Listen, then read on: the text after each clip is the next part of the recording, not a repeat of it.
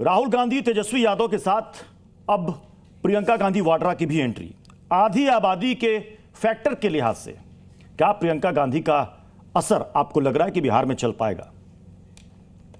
देखिए, प्रियंका जी सबसे अधिक जो है उनका प्रयोग उत्तर प्रदेश में किया जाता रहा। और जब प्रियंका वाड्रा को उत्तर प्रदेश का इंचार्ज बनाया गया 2019 में, तो वहां पर कांग्रेस की सीटों की संख्या 2 से घटकर 1 हो गई थी। तो श्रीमती प्रियंका वाड्रा उत्तर प्रदेश में 2004 से 2025 तक 21 वर्षों तक प्रयास करने के बावजूद उत्तर प्रदेश में कांग्रेस की आज विधानसभा में सीटों की संख्या है 2। तो बिहार में भी इसी तरह का परिणाम आप सोच लीजिए आएगा। तो श्रीमती प्रियंका वाड्रा, श्रीमती सोनिया गांधी, उनके पास और भी जो लोग हैं उनको उतारने का कांग्रेस का अधिकार है। कांग्रेस जिसको चाहे उसको मैदान में उतारे, ये कांग्रेस का निर्णय है। इस पर हमारी क्या आपत्ति हो सकती है? नहीं, बिहार में तेजस्वी यादव कह रहे हैं, जो वोटर अधिकार यात्रा चल रही है, वो कह रहे हैं ये बिहार है, बिहार बबुआ। वो कह रहे हैं यहां पर खैनी के साथ चूना रगड़ दिया जाता है। जो बीजेपी यहां पर चूना लगाने का काम कर रही है वोटरों में, यहां पर खैनी के साथ बिहार के लोग चूना रगड़ देते हैं। देखिए, बीजेपी को तो बिहार भली भांति पता है, संभवतः राहुल गांधी को बता रहे होंगे ये बेटा बिहार है, यहाँ खैनी के साथ आपको रगड़ देंगे। राहुल गांधी को संभवतः वो जो है संकेत दे रहे हैं कि श्रीमान राहुल गांधी, आप बिहार नहीं जानते हैं।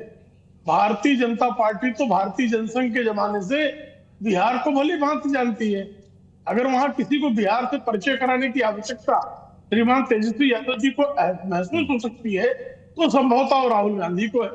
और राहुल गांधी को रगड़ने का जो प्रयास है, क्योंकि तेजस्वी यादव के नेतृत्व पर अगर किसी ने जो है ग्रहण लगाने का काम किया है तो श्रीमान राहुल गांधी हैं।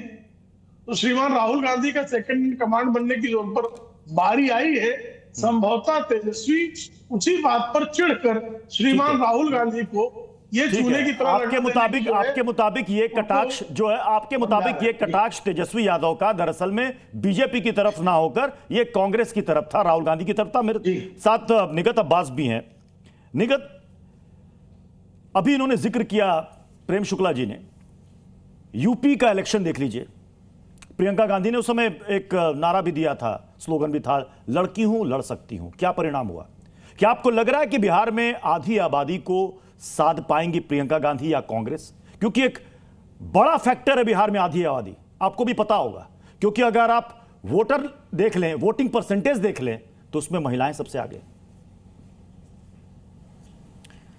प्रत्युषी, पहले तो आपको, आपके व्यूअर्स को, मेरे को पैनलिस्ट को मेरा नमस्कार। दूसरी बात आपने कही और मेरे भाई प्रेम शुक्ला यहां पर बैठे हुए हैं, प्रियंका जी पर आप लोगों ने सवाल उठाए और अलग अलग तरह के कटाक्ष भी यहां पर करे गए। सबसे पहली बात, जो इन्होंने ग्रहण की बात करी थी प्रेम शुक्ला जी ने, मैं उस पर सवाल का जवाब दे देना चाहती हूं। मुझे लगता है भारतीय जनता पार्टी और नीतीश बाबू की, यानी मोदी जी और नीतीश बाबू जी की जो सरकार है बिहार में, अब उसको ग्रहण लगने वाला है। और आप आधी आबादी की बात क्यों करते हैं? हम पूरे बिहार की बात कर लेते हैं ना, कि किस प्रकार इन लोगों ने, भारतीय जनता पार्टी ने वहां पर लोकतंत्र को खत्म कर कर भूत तंत्र चला दिया है। इनका बस चले तो शमशान घाटों के बाहर ये पोलिंग बूथ लगा दें, क्योंकि जो 65 लाख वोट इन्होंने इलेक्शन कमीशन के साथ वहां से खिसकाया है, उसमें जो ऐड करे हैं, जो वोटर्स नए ऐड करे, उसमें तो कितने तो मृतक लोग हैं। तो आज तो सवाल इनसे पूछा जाता है, कटघरे में ये खड़े हैं, तो ग्रहण कैसे लगाया वो मैंने आपको बता दिया। दूसरी बात, मैं इन्हें एक और नसीहत देना चाहती हूं। भारतीय जनता पार्टी नसीहत बहुत अच्छी देती है, आज मैं देना चाहती हूं कि कृपा करके मोदी जी को बोलिए, अपना और नीतीश बाबू का जो गठबंधन है उसका नाम बदल कर एक नामकरण कर दे और उसमें लिख दे क्राइम ट्रेनिंग यूनिवर्सिटी।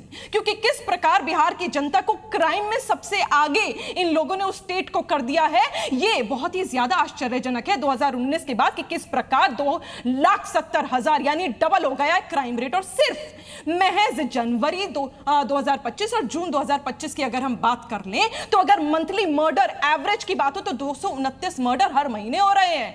30-30 लोगों के मर्डर 11-11 दिनों में हो रहे हैं। एक दिन में 953 हीनियस क्राइम्स हो रहे हैं। और तो और इन 6 महीनों में 45,000 से अधिक यहां पर साइबर क्राइम हो रहे हैं। और इन्हीं के घटक दल के नेता भैया चिराग बाबू ने कहा था, मेरे प्रेम भाई, उन्होंने कहा था कि लॉ एंड ऑर्डर की जो स्थिति है वो चरमरा गई है, और मैं इस बात को जानती हूं और बिहार की जनता साक्षी। और इन्होंने कहा था इतने सालों से ये सरकार बनाकर बैठे कि आप देखिएगा एजुकेशन व्यवस्था हम कितनी बढ़िया कर देंगे।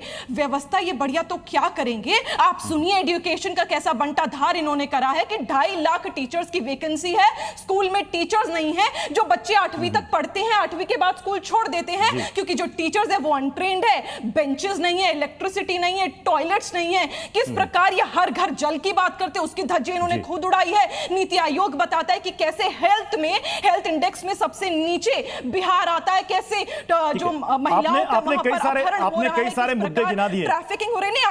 आखिरी बात ऐसा लग रहा है कि भारतीय जनता पार्टी मोदी और नीतीश की सरकार में बिहार में 1990 की कोई फिल्म चल रही है, धुआंधार गोलियां चल रही हैं, किलिंग्स हो रही हैं। 1990 की फिल्म, एक सेकंड निगत अब्बास जी, 1990, एक सेकंड निगत अब्बास जी, 1990 की कोई फिल्म चल रही है।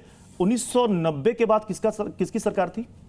आपने कहा गोलियां चल रही हैं, ऐसा लग रहा था 1990 की फिल्मों में जो हम देखा बिहार में 1990 में किसकी सरकार थी?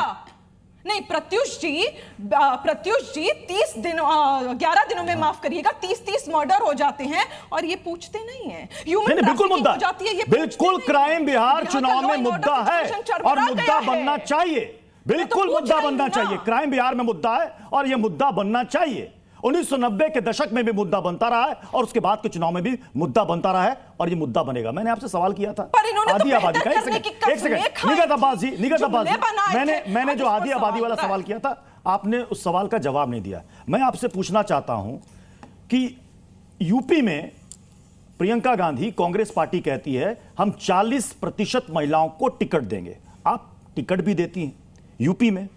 ऐसा क्या है कि बिहार में महिला उम्मीदवार आपको या तो मिलते नहीं या आप उतारना नहीं चाहते? हमारे पास सभी पार्टियों की लिस्ट है, सूची है। आपने 2020 में कांग्रेस ने 70 सीटों पर चुनाव लड़ा और आपने एक आधी आबादी में से कितनों को टिकट दिया? मात्र 7। परसेंटेज वाइज देखें तो सबसे कम 10%। ऐसा क्यों? आप तो महिलाओं की बात करते हैं, सशक्तिकरण की बात करते हैं, आधी आबादी की बात करते हैं, उनके हक हुकूक की बात करते हैं, तो जनप्रतिनिधित्व देने में इतनी कंजूसी क्यों हो जाती है? बताइए। उत्तर प्रदेश में किस प्रकार मैंने बिहार की बात की, आपने भी मैंने बिहार की बात की। मैं आ रही हूं और ये बिहार की बात किस बेसिस पर सवाल करते हैं? ऐसा नहीं है महिलाओं को टिकट नहीं दिया जा रहा है, दिया जा रहा है। 70 में से सिर्फ 7 वो है आज महिलाओं पर सवाल पूछ रहे हैं। मुझे बताइए प्रत्युष जी, जो सरकार नहीं प्रत्युष जी आपके सवाल का जवाब दूंगी आप और मैं एक साथ बोलेंगे तो व्यूअर समझ नहीं पाएगा। मैं तो पूछ रही हूं, आप कांग्रेस के कार्यकर्ता की चिंता मत करिए, आप आम वोटर की चिंता करिए मेरे प्रत्युष भाई। मैं तो इनसे पूछ रही हूं उन औरतों के बारे में जवाब दीजिए ना प्रेम भाई, जो बिलक रही हैं कि पिछली बार तक मेरा वोट था लेकिन आज इन्होंने मुझे जान से ही मार दिया, मैं हुई नहीं।